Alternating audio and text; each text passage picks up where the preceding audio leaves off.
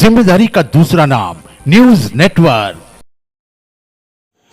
दूसरी बार नर्मदा परिक्रमा पर निकले भाईजान। जी हां, मां नर्मदा के प्रति श्रद्धा सभी समाज के लोगों में दिखाई देती है। मुस्लिम या हिंदू सभी वर्ग मां नर्मदा की पूजा करता है।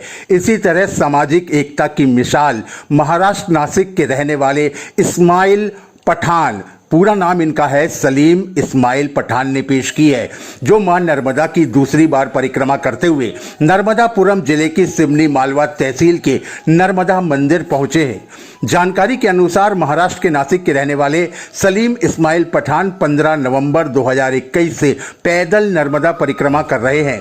सलीम के अनुसार वह दिन भर में लगभग 40 किलोमीटर की पैदल यात्रा कर लेते हैं। अब जब दोपहर में लगातार धूप तेज होती जा रही है, तब भी उनकी यात्रा में कोई व्यवधान उत्पन्न नहीं हो रहा है और वे अकेले ही इस परिक्रमा पर निकल पड़े हैं। सलीम शाम को मां नर्मदा की पूजा करने के बाद अपनी नमाज भी अदा करते हैं। सलीम ने बताया कि सलीम 3 भाइयों में से एक हैं। जब सलीम 4वीं कक्षा में पढ़ रहे थे तभी उनके आँखों की रोशनी चली गई। धूल जाने के कारण बहुत कोशिश की, खूब इलाज कराया, लेकिन रोशनी वापस नहीं आई। तब उनके गांव के ही रहने वाले ने जनार्दन गिरी महाराज का नाम बताया। वह उनके पास गए, उनसे मिले। जनार्दन गिरी महाराज ने कहा कि तुम्हारी आँखों की रोशनी वापस आ जाएगी।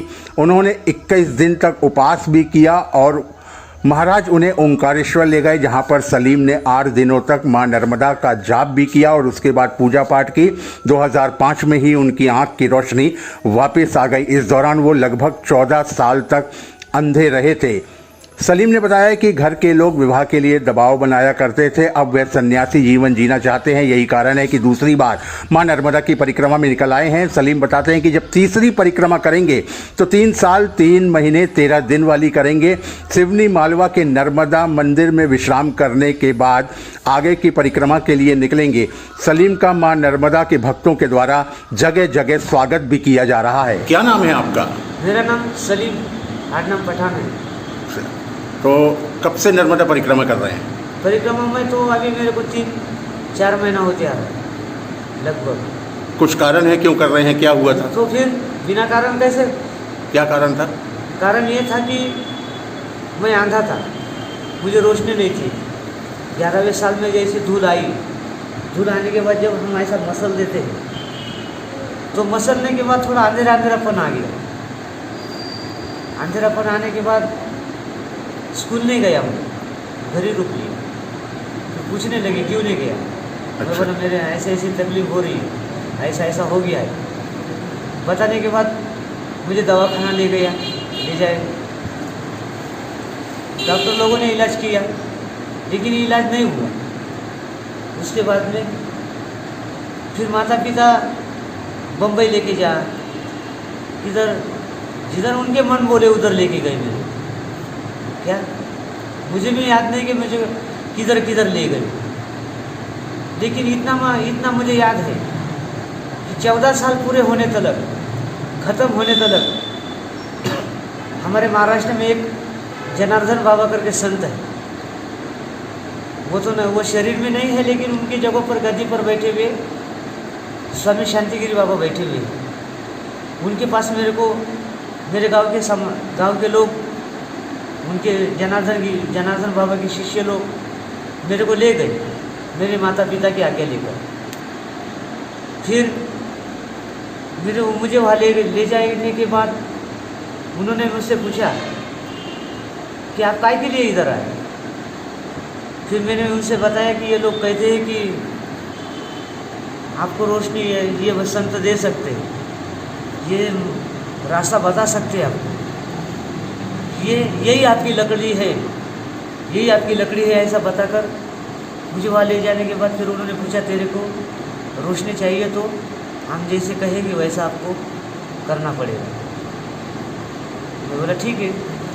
फिर उन्होंने मेरे को 21 दिन तक शरीर पवित्र किया, फल दिया करे, साबुदाना खिचड़ी दिया करे, दही दूध दिया करे। 21 दिन तक वो होने के बाद फिर भी उन्होंने अपना काम जारी रखा, फल फ्रूट देना। फिर 24वें रोज मेरे को अनुष्ठान में बैठने के लिए इजाज़त दी गई, मौन धारण दिया गया। उन्होंने जो भी कुछ मंत्र दिया होगा मेरे को, उस मंत्र का मैंने जाप किया।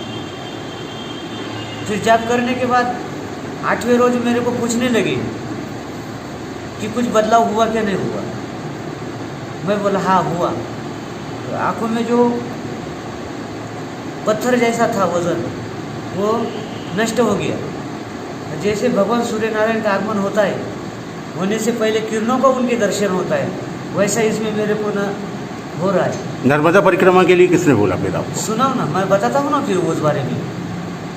तो फिर वो होने के बाद, रोशनी आने के बाद फिर बोले आप क्या करना है आपको? फिर मैंने बोला मुझे तो आप मेरे को माई नर्मदा जी की परिक्रमा करना है। नर्मदा माई तो सब संतों की माँ है, संतों की माँ है तो मेरी भी माँ है। मस्जिद माँ में और नर्मदा माँ में कोई अंतर नहीं है। ऐसी सोच रख के मैंने उनकी आज्ञा लेकर मैं नर्मदा परिक्रमा में चला। और नर्मदा परिक्रमा में हर इंसान मुझे पूछता है तो मैं सबको यही बात बताता हूँ कि स्वामी शांतिगिरी बाबा ने मेरे को नर्मदा तट का रास्ता दिखाया। सलीम जी